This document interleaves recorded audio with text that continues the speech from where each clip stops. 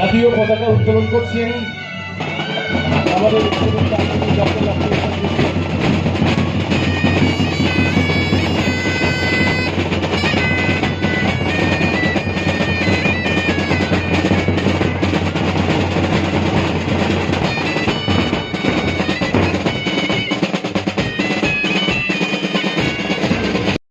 গুনে নিয়ে কোন সময় মেয়েকে বিদায় দেবেন।